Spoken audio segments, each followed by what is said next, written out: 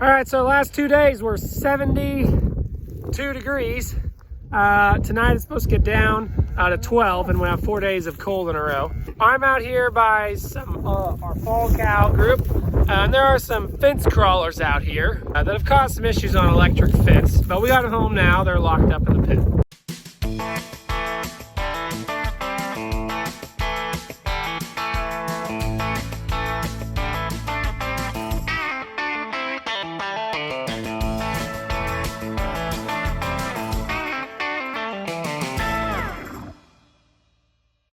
But right on the other side of the fence, we have this green triticale growing. So one of my ideas was to leave the cows in the pen and then have it open to where only the calves could get to the triticale. Well, I left a big old hole in this panel. I cut this panel out for calves to get to bedding for the spring calves. Then for the fall calves, I'm trying them to see if they want to come out to this wheat. Well, they've been open to it all afternoon, and not a single calf has gone through there. And if you had a gaping hole that big in any fence, anywhere, and you didn't want a calf to get through it, calves would just go through that over and over. Now, here today, I want them to walk through it, and nothing. They haven't walked through it to get to nice green wheat. All right, we got a delivery. Craig told me it was coming, and I was in the middle of chores, but we'll check it out. We got a bale feeder, hay ring, Sioux steel. So it comes in 3 pieces. This is probably the first, I think this is the first hay bale feeder we bought on this farm since the 90s. So it's about time. I mean, we don't feed exclusively in them, but now with the cows, we're using them more often. So we'll get it built tomorrow. Came right down from South Dakota. Decided to use that. All right, back to feeding.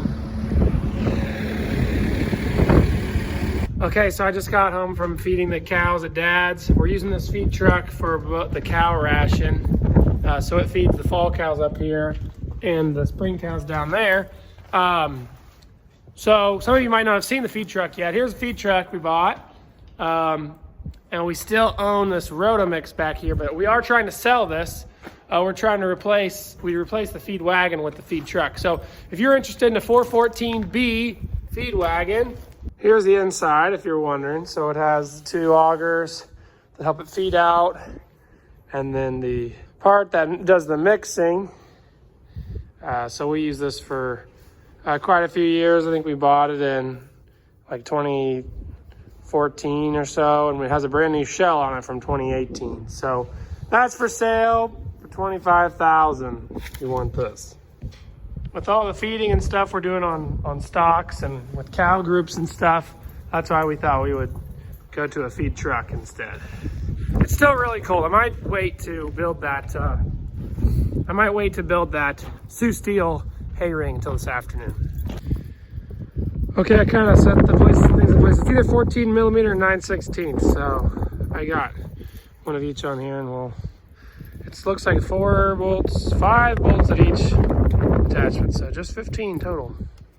Honestly, once it's together, it'll probably never come apart here on this farm. So, okay, so I got 2/3 of this bale feeder done before my wife got home. So then I went in and ate lunch. I'm gonna build the rest now and get it in the pen. Then they'll have 2 bale feeders temporarily just through this cold snap, just so that we make sure they got enough. And my wife is currently like 8 months pregnant, and so the question for the next couple weeks is whether our baby comes first, or whether the spring cows start calving first. So we'll see who wins that one. All right, so here's what I've done. Held the wrench and that 15 times, except using 2 hands. So I'm done. Definitely want to remember to put back wrench I was using, because this is one of the newer sets that we've gotten. And you always hate to be missing something from a socket set. Ooh, I just noticed something. That one's flipped. I'm not that OCD, but when there's only one facing the wrong direction, I'm gonna fix it. Okay, so some of y'all might know that there's a tag shortage. Like if you try to get your engraved tags printed, you need to order them like months in advance. Well, I knew there was a tag shortage because we order the feedlot tags, and they're, delayed. But I didn't know there was just empty tags, so we always get these type of tags, just the small tags for calves, and I write on them. Well, the only empty ones they had were pink. So we're gonna have pink calf tags this year. I had to buy 50 of these. I had some green ones left over from last year, but this is what we got for this year. Typically we use 2 different color tags, one for spring calves and one for fall calf tags. But blue in the fall and green in the spring. That's not gonna work this year. So let this serve as your reminder to buy your tags ahead of time. All right, they've already acquainted themselves a little bit with it. I just lifted it over the fence. Now I gotta roll it into place. Put it a little farther away from the fence. We don't want it up close to the fence there. Here we got our Sioux Steel hay ring and our Sioux Steel grain bin in the background.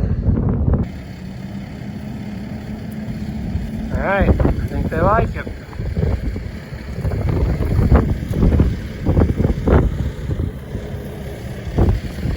Calves are growing. They're a lot bigger than they were a month ago. The bull's job is pretty much done, but they're still in here for the time being. There's the other hay ring. We can take a look at it. Here's the other ring. It also came in 3 pieces.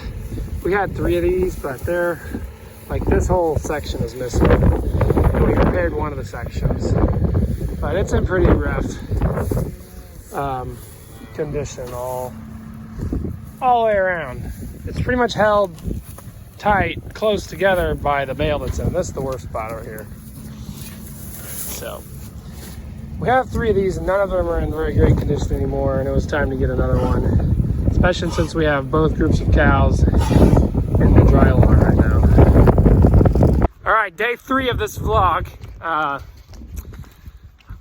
So Dad tells me the news last night. I was hoping to make it through this cold stretch all the way to our due date of February 27th, but the first calf came last night, which I believe is the 23rd.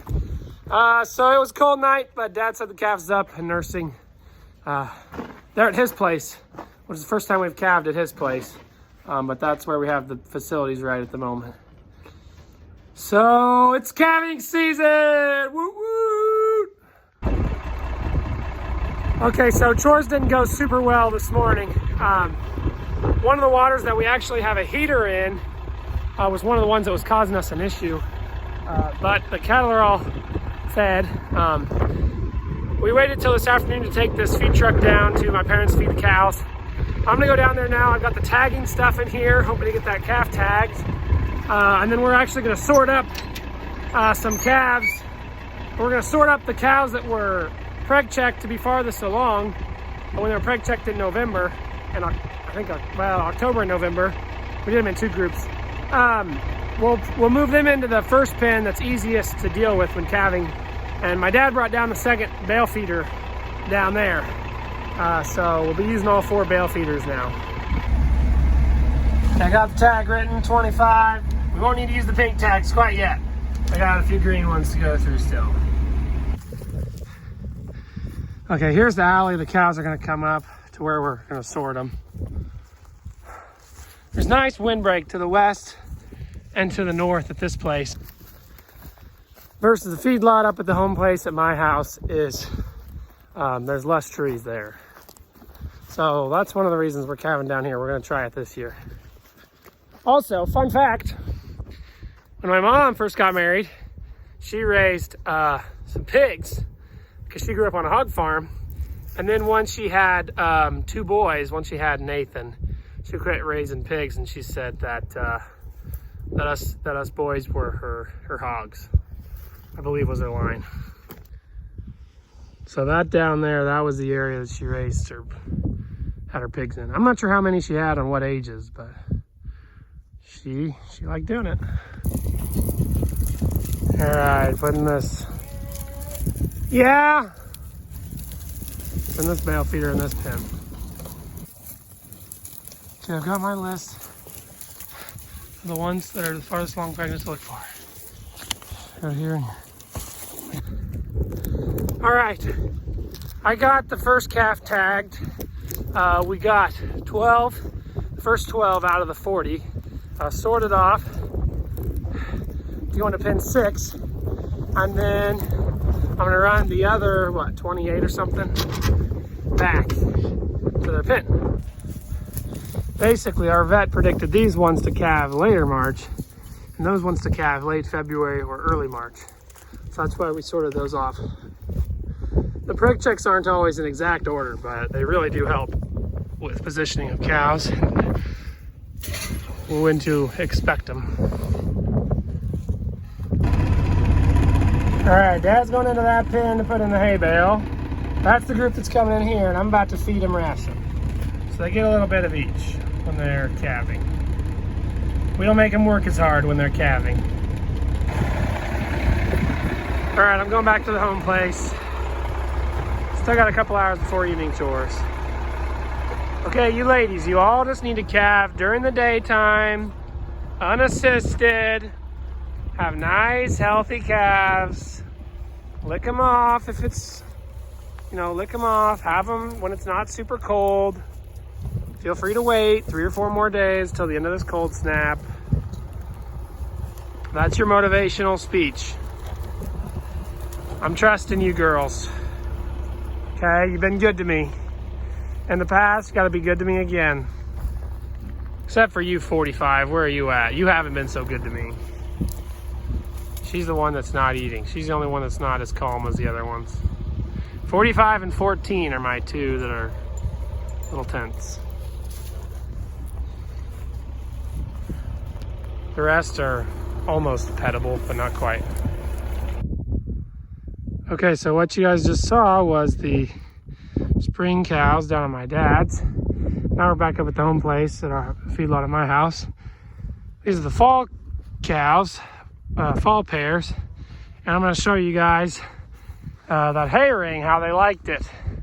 The hay ring we put together yesterday.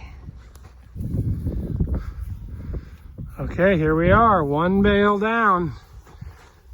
Probably hundreds more bales to go in this thing's lifetime. Didn't quite get all that cleaned out, but I'll get to it. Probably put one in after I feed the feedlot cow tonight. Okay, so it's snowing, which is fine, it's great. The problem was yesterday with the frozen, that pin 9 water over there was not working. It's either plugged, it's plugged somewhere because we don't even have water pressure to the tank. And so it's not even frozen, it's just plugged somewhere because all the other waters on the place are working. So we had to move 130 head and disperse them out into different pins. So that wasn't the easiest. It means for more sorting later, but I'm getting chores done this morning with the new numbers in the pin. How smart are you feeling now with net wrap all over your head? That's what you get for being impatient. Yeah, the fall pear's fed. Also got hay back there. It's a balmy 18 degrees here this afternoon, up from 2 degrees. Okay, our first, well, that's another black white face. So far we have 2 black white face baldies with 1 all black, and that one's around the corner. So we're gonna put these 2 youngest ones in this shed for the night, since we have 1 more really cold night. Okay, so number 25 was first. She won the race. 27 was next, and then 67. My prediction for who's going to be next, based on what I see in this pin in front of me, is number 41. So we'll see. We'll find out here who's next. This is the group that we sorted up earlier in the video. One of them is already calved. That was number 27. She was the first black calf. We have three heifers so far, and we'll see if my prediction is right about number 41 over there. She's on the right side edge. She's gonna be next. This number 70 cow makes more noise than any cow we own. She's always just moaning and groaning. All All right, everybody who's a pro calver, tell me which one of these ladies is going to calve next. 23 was first last year. Do it again. You hear her? She's just noisy. So we have a couple leftover square bales of straw that somebody used at Greg's wedding venue, and then they just told him he could have. So they didn't have to take them home and make a mess. So I'm gonna spread them out in here for the calves to lay on tonight. Funny thing is, we have like over 100 of last year's straw bales still to use up, but it's a lot easier to just grab one of these square bales, spread it around in the shed than to move a big one around with a loader. Push them alongside here and then kick them out there. So they're eating. I'm hoping that'll bait some more calves to go out. Here, I put a few more through there. And I kind of trap them in there, and then they poke their heads through.